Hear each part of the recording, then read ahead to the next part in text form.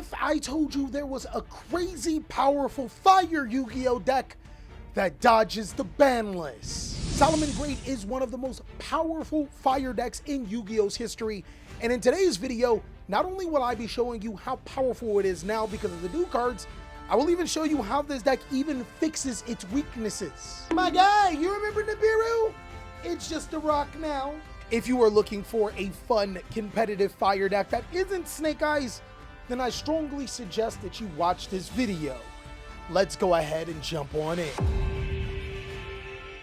So Salamangreat has ironically been the world's worst kept secret, and it's mainly because this is a deck that has been very successful over the past few events and just overall in the format. Of course, I'm going to be giving you all of the details about why this deck is so powerful, but really quick, let's go ahead and talk about this mat right here. I decided to use the Clash of the New Gods mat because this is probably one of my favorite mats of all time. It has Kashtira Finra going against Bestial Lubellion in all-out clash, two of the most iconic Yu-Gi-Oh cards in recent memory. And if you guys want to go ahead and cop this mat as well as some new apparel that we have, which is phenomenal, I would go ahead and do that right now. Let's start the guide off with the starter Yu-Gi-Oh monsters. This deck has 12 ways to be able to start, giving you roughly an 86% chance that you'll be able to start with at least one of these cards. There's 3 copies of Salamangreat Gazelle, 3 copies of Signet Mining, and 3 copies of Salamangreat Circle. Any one of these 3 cards by themselves is full combo. But ironically enough, when you draw multiple copies of this card and the other starter that I'm going to show you, it's not only full combo, it allows you to insulate yourself through Nibiru the Primal Being and other hand traps. One important card that I do want to talk to you guys about, and this would make our starters 12, is Lady Debug, especially over other starters like Flame Buffalo. Lady Debug is more important than Flame Buffalo right now because it gets you the exact card that you need. And Lady Debug, again, with any of these 9 cards, is full combo as well as insulation through Nibiru. With 12 starters, that gives us an 83% chance of opening at least one. This deck has about a 60% chance to go full combo plus have insulation against some of the top hand traps, and it's mainly thanks to Salamangreat Spinny.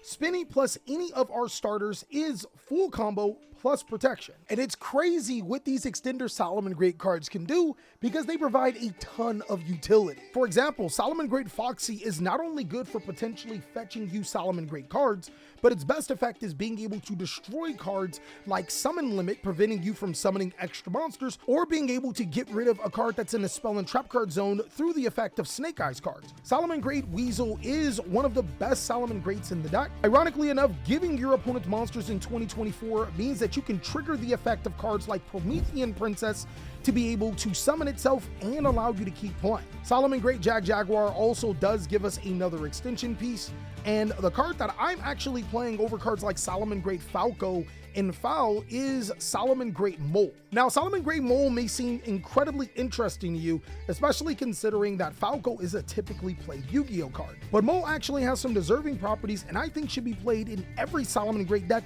especially if players are still on Snake Eyes. One of the biggest reasons to play Mole is ironically Snake Eyes Ash. Snake Eyes Ash allows you to add any level 1 fire monster from your deck to your hand.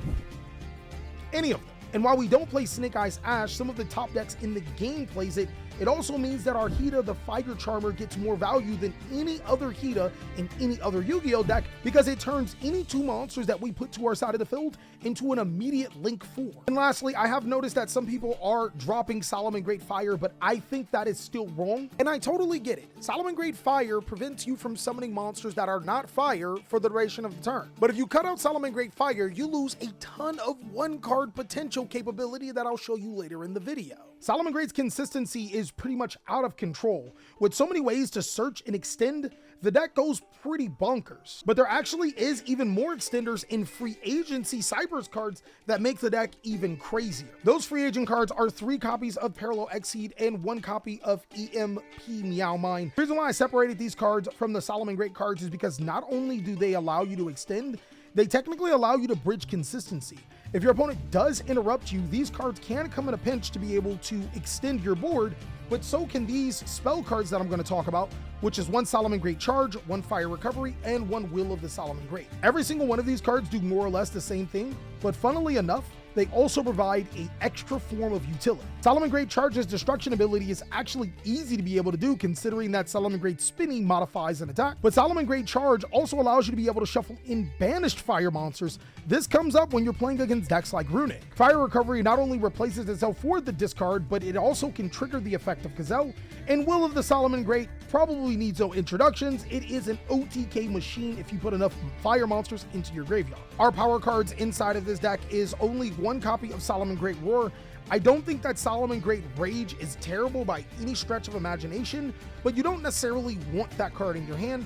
And then one copy of Salamangreat Sanctuary. These two cards pretty much allow you to be able to play Salamangreat for free and give you so much value. And one of the best things about Salamangreat is that it's littered with 1 and 2 card combos, meaning that the rest of the cards inside of your deck can be defensive cards. That being said, there's 3 Imperm, 3 Effect Veiler, 3 Ash Blossom, 2 Ghost Bell, 1 Phantasme, and 1 Called by the Grave. If I'm going second, Parallel Exceed pretty much comes out every single time, and we take that out for more hand interruptions, and then we'll mix and match our hand traps depending on the situation and what we're playing against. Fortunately here, there isn't a single main deck card that is over $5, but the extra deck does get a little bit rougher as you need 3 copies of Salamangreat Raging Phoenix. This card is the go-to link monster that you'll be summoning all the time. There's 2 copies of Sunlight Wolf, 3 Salamangreat Bay Links is pretty much mandatory, and 1 copy of Salamangreat Mirage Stallion. I think that the ratios for the Salamangreat cards in this deck is 100% perfect. Now for the other cards that you play, there's 1 copy of Promethean Princess, 1 SP Little Knight. If you guys cannot afford SP Little Knight, you can cut this card. For budget options, you can play a 2nd copy of Promethean Princess, or you can play World Sea Dragon Zealantis. Crazily enough, this deck can do the exact same OTK as Snake Eyes can with this card. There's 1 Cyburst Wicket, 1 Key to the Fire Charmer, 1 Link Spider, and ironically the FTK against a lot of decks in Yu-Gi-Oh right now, Maguska. As a bonus, big dog, I'm going to be showing you what I've been rocking with as a side deck. This side deck can change depending on the meta. There's 3 Nibiru, 2 Druid Swarm and a Magma, 3 Forbidden Droplet, 2 Cosmic Cyclone, 1 Duster, 2 Lightning Storm, 1 Salamangreat Rage. I paid a lot of respect to Voiceless Voice in Stun, as I think Voiceless Voice is going to be a crazy good Yu-Gi-Oh deck. Now that we're done with the deck profile, I want to show you some really cool combos that this deck can do, and I'm also going to be putting some test hands on my Patreon as a special thank you for helping me be my editors. Let's go ahead and jump on in. So the first combo I want to show you involves Salamangreat Gazelle. This card is a 1-card combo, so this pretty much means that Signet Mining, Salamangreat Circle, or just Gazelles by themselves allows you to be able to establish a full board. What you're going to do is normal summon your Salamangreat Gazelle, and then use Gazelle to send Salamangreat Spinny to your graveyard. Now you're going to use the effect of Spinny because you control Gazelle to summon itself to the side of the field, and then Exceed summon with your Gazelle and your Spinny into Salamangreat Mirage Stallion. Activate the effect of Salamangreat Mirage Stallion. It's really important that you detach Salamangreat Gazelle in this sequence and use it to be able to special summon Salamangreat Fire. The effect of Salamangreat Fire will add Salamangreat Weasel from your deck to your hand, and then you'll link off your Salamangreat of Fire into your Salamangreat Bay Links. Use the effect of your Salamangreat Bay Links to add Salamangreat Sanctuary, and because you have 2 copies or 2 Salamangreat monsters in your graveyard, you can summon Salamangreat Weasel to your side of the field. Use Weasel and your Bay Links for another link summon. Summon out your Salamangreat Sunlight Wolf, activating the effect of your Weasel. This will allow you to be able to draw 1 card, place this to the bottom of the deck, and then special summon Salamangreat Fire to where your Sunlight Wolf points to, triggering your Salamangreat Sunlight Wolf to add Salamangreat Gazelle into your hand. You just use both of these monsters for a link summon into your Promethean Princess, and then use your Promethean Princess to bring out the Mirage Stallion, link these 2 monsters off into your Salamangreat Raging Phoenix. We're going to activate our Salamangreat Sanctuary, turning our monster into another copy of Salamangreat Raging Phoenix, which allows us to add Salamangreat Roar into our hands. This 1-card combo at the very bare minimum allows us to get a Salamangreat Roar to be able to stop our opponent's monsters, but also has Promethean Princess in the graveyard to be able to destroy our Raging Phoenix and our opponent's monster. The cool thing about this is that we have multiple ways. We can summon out the other Raging Phoenix for our Raging Phoenix being destroyed, or we can just banish the Salamangreat Bay Links to summon the Promethean Princess to our side of the field. The next combo I'm going to show you requires any combination of these 2 cards into your hand. The best way to do it is Lady Debug and Gazelle, and I'm going to show you how cool it is. You're going to first start off by normal summoning your Lady Debug, using its effect to be able to get your Salamangreat Spinny. and then you're going to link off your Lady Debug into your Salamangreat Baylink to get Salamangreat Sanctuary to your hand. Now, the cool thing about this combo is that I'm going to Nibiru myself when I can be Nibiru'd, and I'm going to show you how useless that card is. I'll discard Spinny, then special summon Spinny. I'll then link off into my Cyberse Wicket. This is summon 4, and Salamangreat Gazelle will be summon 5, summoned under my Wicket. Now, even if my opponent does Nibiru me here, I still have the effect of Cyberse Wicket to be able to banish the Lady Debug, and Salamangreat Gazelle to be able to send from the deck to the graveyard. So no matter what, I'll be able to send out a Jaguar and add a Salamangreat Weasel. Let's say that our opponent does Nibiru us right here. So it does not matter where the Nibiru token goes here. The most important thing is that you still have Salamangreat monsters in your graveyard, and one of those cards just so happens to be a Jaguar.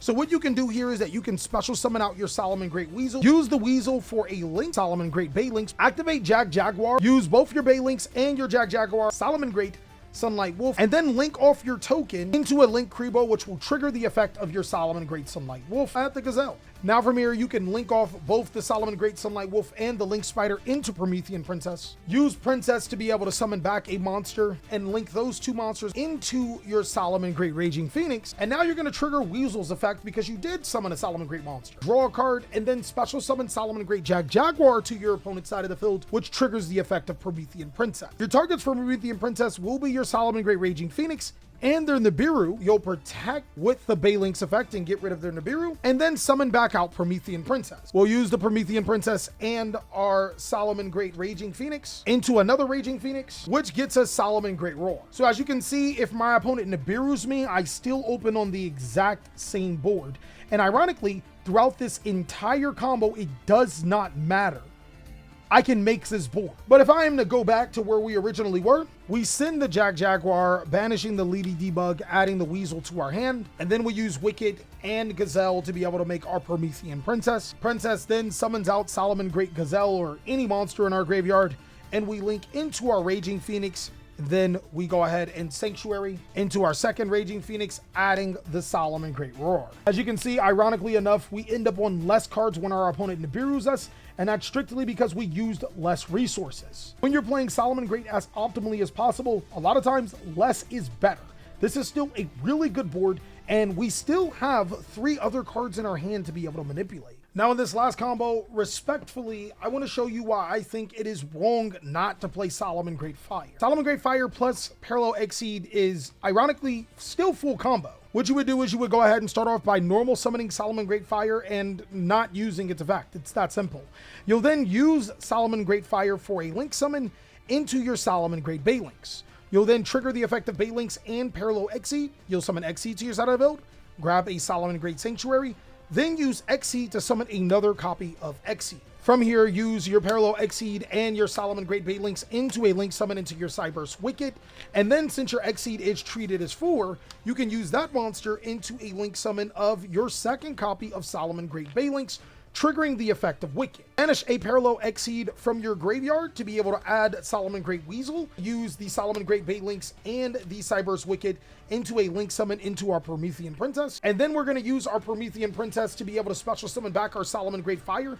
Now we're going to use its effect to be able to add Salamangreat Gazelle to our hand and lock ourselves in the fire. Now we could finish up by using Promethean Princess and Salamangreat Fire into our Raging Phoenix twice, but I think we're going to go a little bit further. We're going to use these 2 monsters to fire monsters into a summon of Salamangreat Wolf, then trigger the effect of Salamangreat Gazelle to summon itself to the side of the field, using its effect to send Salamangreat Spinny to our graveyard. Special summon out Salamangreat Spinny to our side of the field, using both of those monsters for an Exceed summon into Salamangreat Mirage Stalio, and then Mirage Stalio will detach the Salamangreat Gazelle, special summoning out Salamangreat Jaguar, and triggering the effect of Sunlight Wolf to be able to add Gazelle into our hand. Special summon out my Salamangreat Weasel. Using Weasel, Sunlight Wolf, and Jaguar, I'll link summon into Salamangreat Raging Phoenix. Trigger the effect of your Weasel, placing it to the bottom of the deck to be able to special summon Salamangreat Fire to your opponent's side of the field and draw 1 additional card. That'll then trigger out your Promethean Princess. We'll target the Salamangreat Raging Phoenix and the Fire here, banish the Baylinks to protect, and summon out our Princess. From here, without using our Sanctuary, we can link off our Promethean Princess